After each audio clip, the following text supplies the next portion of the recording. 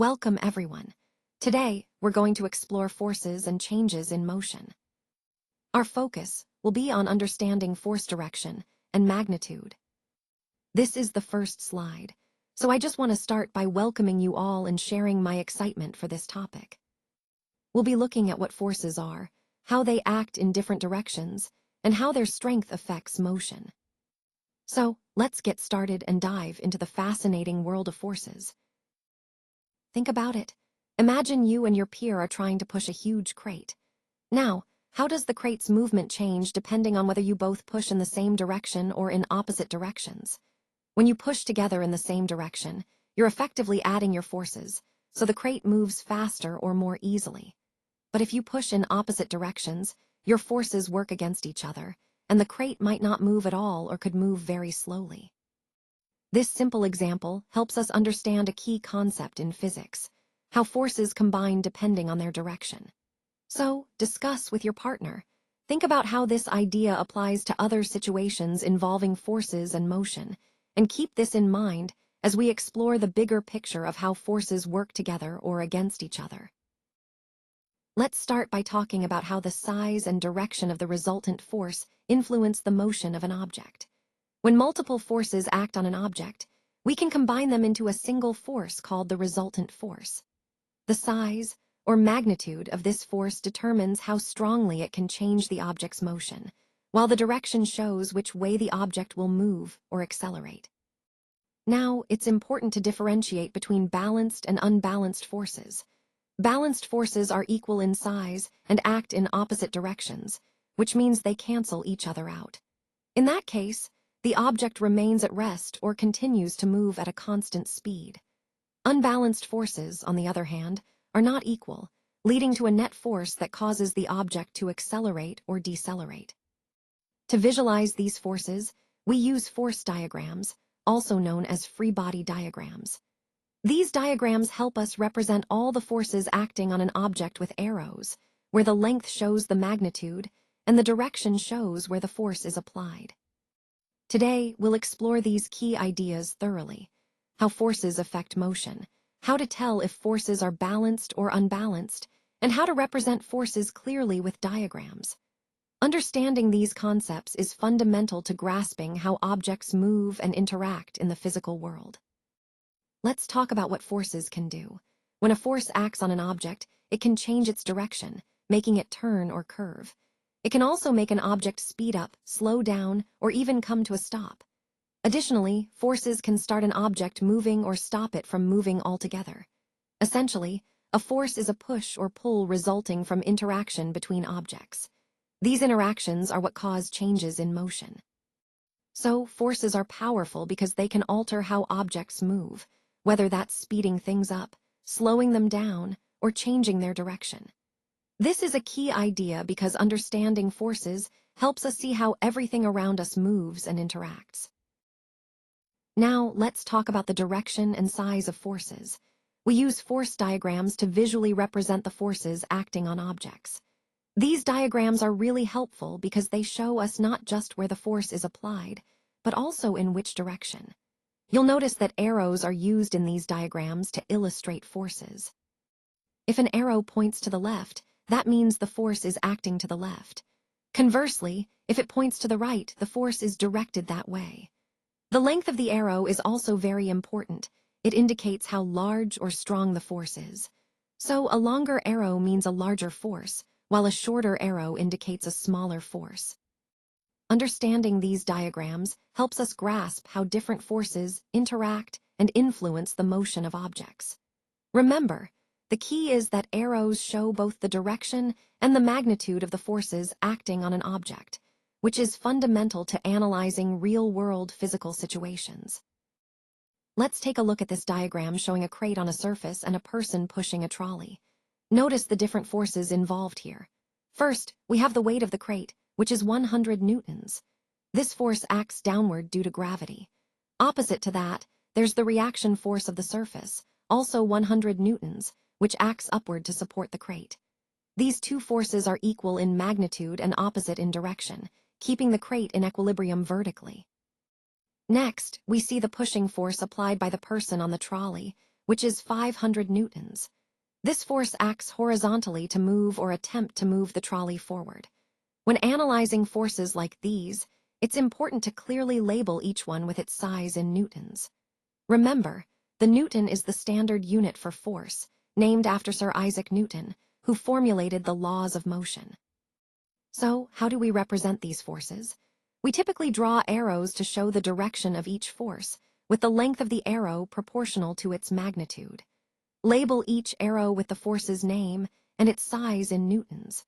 This visual method helps us understand the interactions and balance of forces acting on objects, which is fundamental in physics. By understanding these basic force representations, we can analyze more complex situations and predict how objects will move or stay at rest. This is a key concept that ties into the overall theme of understanding motion through force analysis. Let's take a closer look at these objects. First, we have a ball hanging from a rope. Think about the forces acting on it. There's gravity pulling it downward and tension in the rope pulling upward. These two forces are in balance when the ball is at rest, meaning the tension equals the weight of the ball. Next, we see a ball floating in water. Here, the main forces are gravity pulling the ball downward and the buoyant force pushing it upward. When the ball is floating, these forces are also balanced, which keeps the ball steady at a certain level in the water.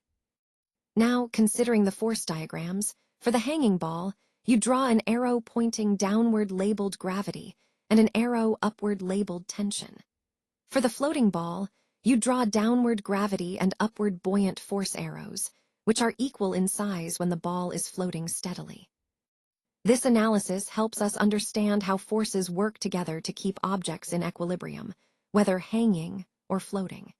It's a fundamental concept that connects to many real-world situations involving forces and balance. All right, let's take a closer look at the answer key here. First, we see the weight of the ball. That's the force due to gravity pulling the ball downward.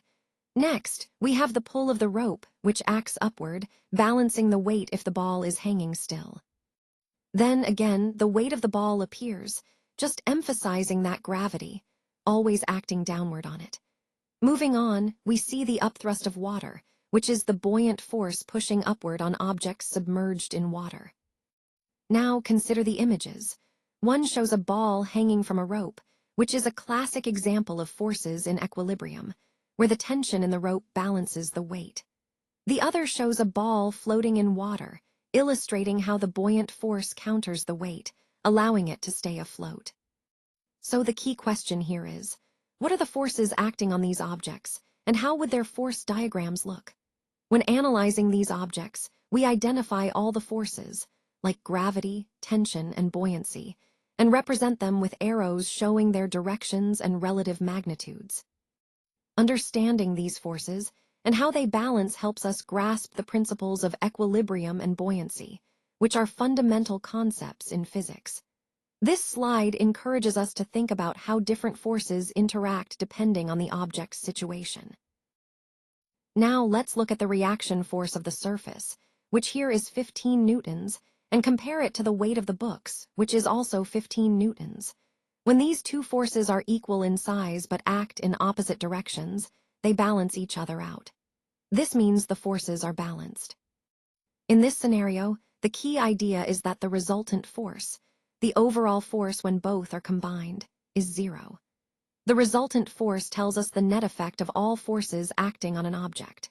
So, when forces are balanced, there's no change in the object's motion. It stays at rest or continues moving at the same speed. Remember, the main concept here is that balanced forces occur when two forces are equal in magnitude, but opposite in direction, resulting in a zero net force. This is an important idea as it helps us understand why objects stay still or keep moving steadily without accelerating.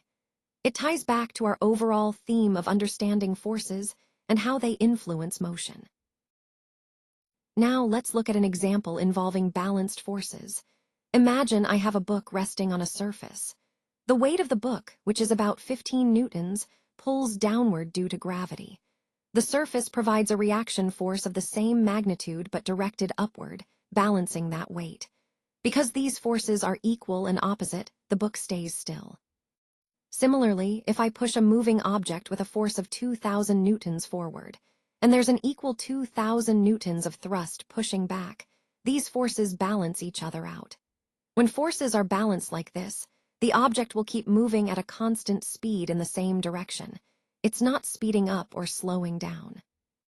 And if the object is at rest and all the forces acting on it are balanced, it will stay at rest. This is a key concept in understanding how objects behave when forces are balanced. They either stay put or continue moving steadily without changing speed or direction. It really highlights the importance of force balance in motion and stability. All right, let's analyze these statements carefully. The first one says, if an object is moving, a force must be acting on it. Now, while this might seem intuitive, it's actually false.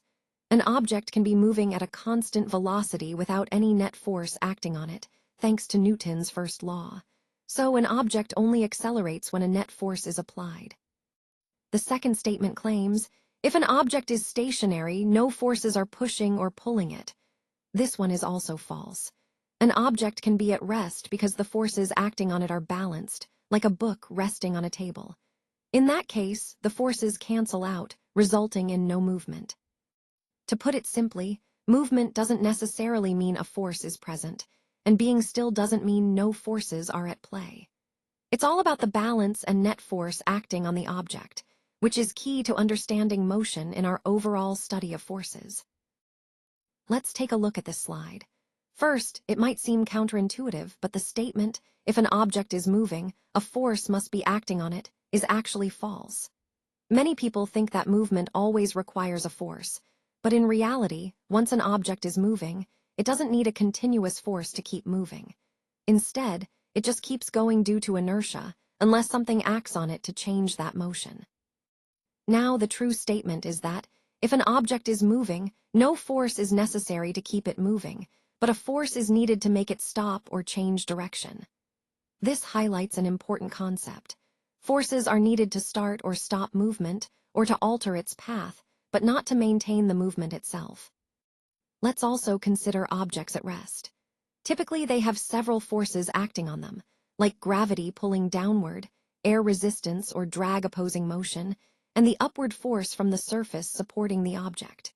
However, if an object is truly stationary and not moving, then there are no unbalanced forces pushing or pulling on it, meaning it's in a state of equilibrium.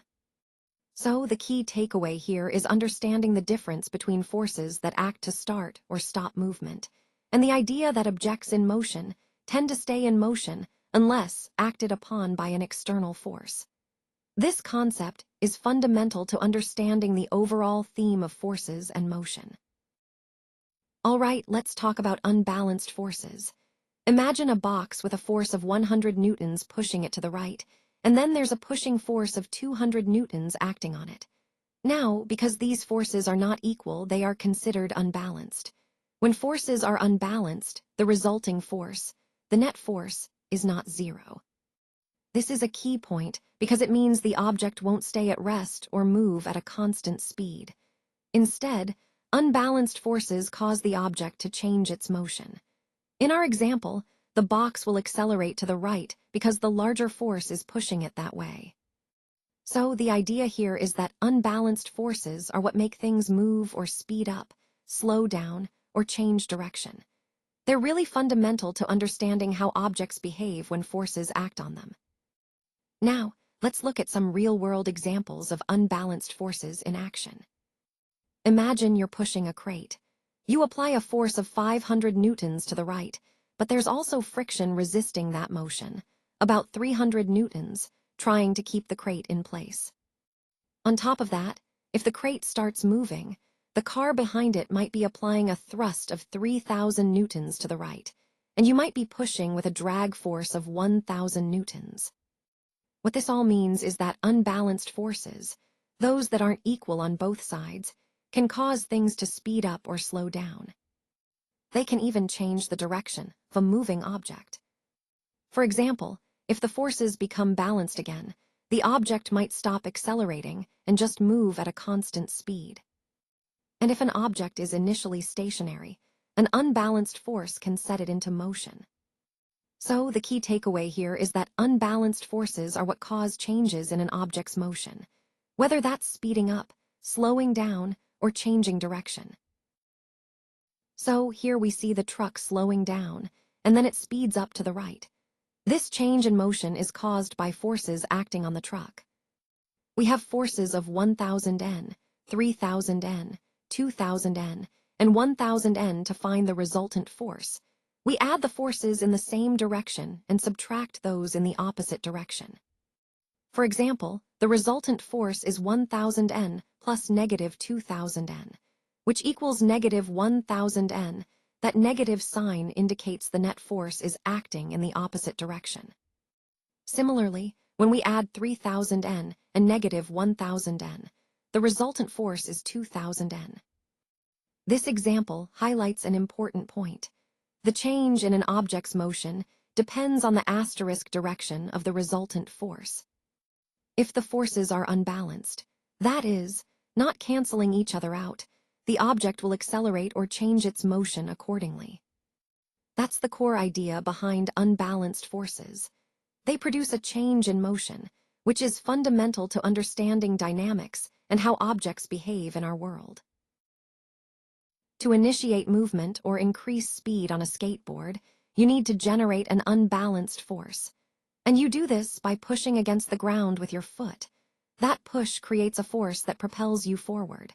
It's a simple but powerful example of how forces work in everyday life. Now think about a game of tug-of-war. Winning that game also depends on an unbalanced force. The team that can exert the larger force, whether by pulling harder or having a better grip, will win. These examples highlight a key concept. In both riding a skateboard and tug-of-war, success depends on creating an unbalanced force. This idea ties into our overall theme of forces around us, showing how they influence our actions and outcomes every day. So imagine I kick a stationary soccer ball and it starts rolling forward. Now, as it moves, it hits a muddy area. What happens next? The ball begins to slow down and eventually comes to a stop. So why did the ball stop when it hit the mud? Well, this is a great example of how different surfaces affect motion. The mud increases the resistance or friction against the ball, which slows it down more quickly. This highlights an important concept. Friction is a force that opposes motion. In this case, the muddy surface creates more friction than a smooth, dry surface would. Understanding this helps us see how different factors, like surface texture, impact movement. This concept of friction is a key part of the overall theme we're exploring, how forces influence motion in everyday situations. All right, so here's the answer key. When the ball comes to a stop, it's because the mud creates friction. Friction is a force that acts opposite to the direction the ball is moving, and that's what slows it down and eventually stops it. Now, it's important to understand that the forces acting on the ball aren't balanced anymore. When forces are unbalanced, they cause a change in the motion of the object, in this case, the ball. This ties into our overall theme of how forces influence movement. Friction, as a force, is a great example of how external factors can change the motion of objects. Remember, whenever a force unbalances the forces on an object, we see a change in how that object moves or stops. Now it's time for a quick learning check. Go ahead and answer the quiz to see how much you've grasped. Remember, this is a great way to reinforce the key points we've discussed. And if you'd like to customize this poll or quiz, just double-click on it or visit the Elements tab for more options. So, take a moment, choose your answer, and let's see how well you've understood the material. This step helps ensure you're ready to move forward with confidence. Now, let's look at forces that are considered balanced. These are forces that are the same size and act in opposite directions. When forces are balanced like this, they effectively cancel each other out, so there's no change in the object's motion. To summarize what we've covered, a force is essentially a push or a pull that results from the interaction between objects. We can represent these forces clearly using force diagrams, which help us visualize how different forces act on an object. It's also important to understand what happens when forces aren't balanced. If the forces acting on an object are not the same size, that indicates the forces are unbalanced. This imbalance can cause the object to accelerate, change direction, or start moving, which is a key concept in understanding motion. And this ties back to the overall theme, how forces influence movement. Whether forces are balanced or unbalanced determines whether an object stays still, moves at a constant speed, or accelerates.